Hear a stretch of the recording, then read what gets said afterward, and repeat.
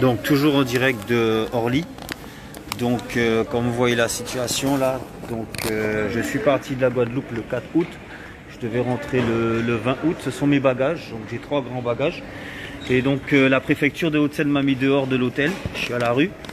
Et jusqu'à ce que je puisse avoir un test négatif. Donc là j'ai déjà fait 3 tests qui étaient positifs du 18, du 20 et du 24 août. Et donc je suis donc pas pris en charge par l'État. Donc en fait il y a beaucoup de blabla sur les médias, les télés, internet. Mais la réalité c'est tout à fait autre chose. La réalité c'est tout à fait autre chose. Si vous venez à être symptomatique, à avoir un test positif, même si vous ne vous sentez pas malade, comme moi j'ai eu très peu de...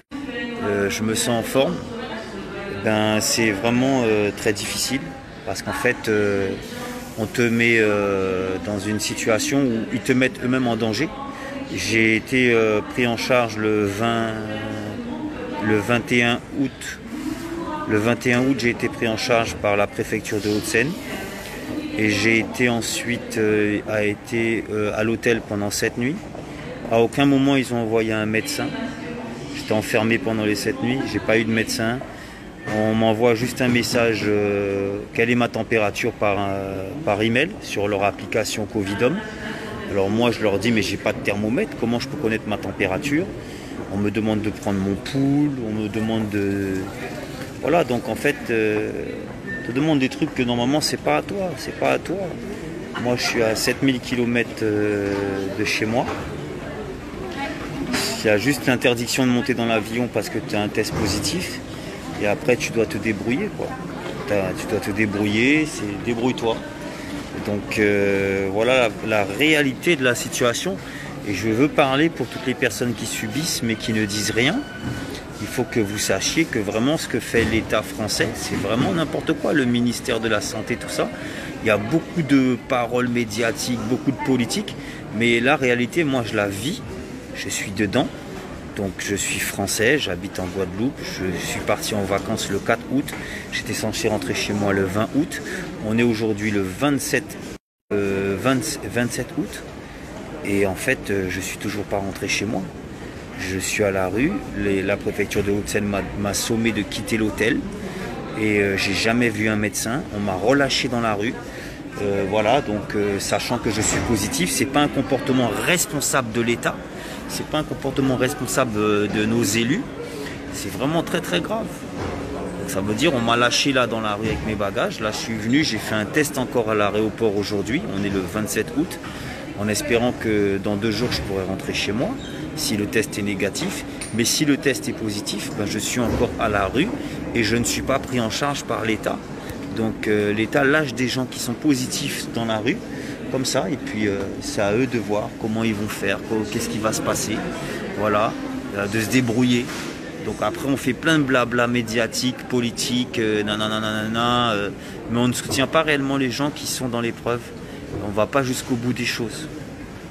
Et ça je le dénonce avec fermeté, et c'est très grave que les préfectures ne prennent pas conscience que c'est mettre en danger les autres personnes qui sont négatives en nous relâchant comme ça dans la nature. Après 7 jours, ben, débrouillez-vous et voilà. Donc c'est voilà la réalité des choses, c'est ça la réalité des choses. Heureusement, moi j'ai confiance en Dieu, j'ai confiance en l'Éternel et je respecte les gestes barrières. Vous voyez, j'ai mon masque, j'ai du gel, je respecte les consignes. Mais je veux dire, quel danger les gens qui sont positifs, qui ne sont pas à l'hôpital. Il y en a plus qui sont positifs, qui ne sont pas à l'hôpital, que des gens qui sont positifs, qui sont hospitalisés. Et on les relâche au bout de 7 jours, on les relâche. Et en fait, ils ne traitent pas le problème réellement, quoi, parce qu'ils n'envoient pas des médecins, ils ne t'envoient même pas une prise en charge, même si tu es à CMU 100%, même si ta CMU est bonne. Que fait l'assurance maladie? Que fait l'ARS? Que fait le ministère de la Santé? C'est ce que je demande. J'aimerais qu'on m'explique qu'est-ce que vous faites réellement pour les gens qui sont positifs et qui sont dans la difficulté. Qui aujourd'hui, moi par exemple, là je suis à Paris. Voilà.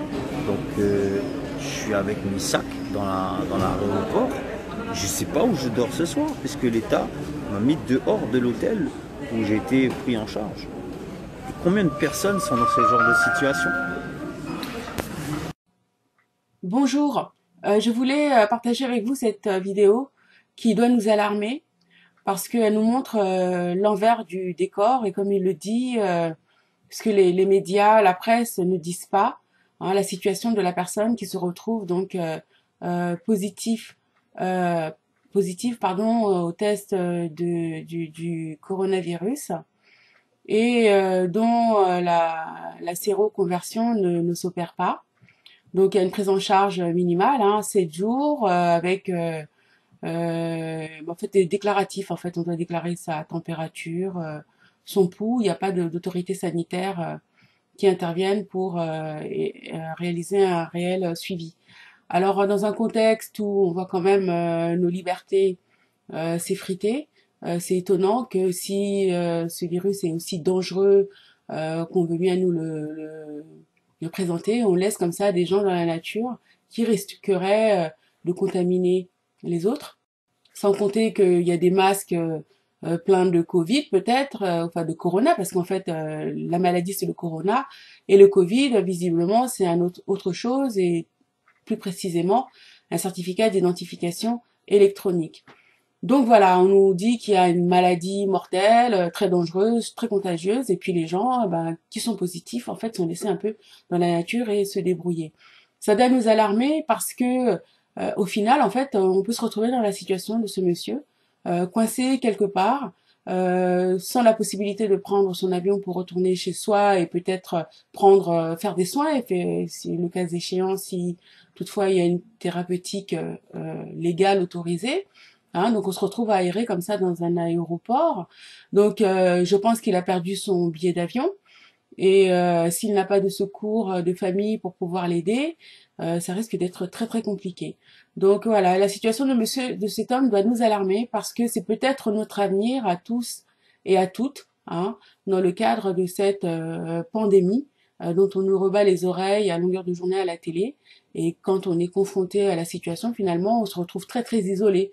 Donc on se demande si réellement on veut soigner les gens, on veut traiter les gens comme on nous le présente, ou si on veut laisser les gens dans leurs difficultés et acculer en fait, bah, ces gens-là seront obligés de prendre le vaccin.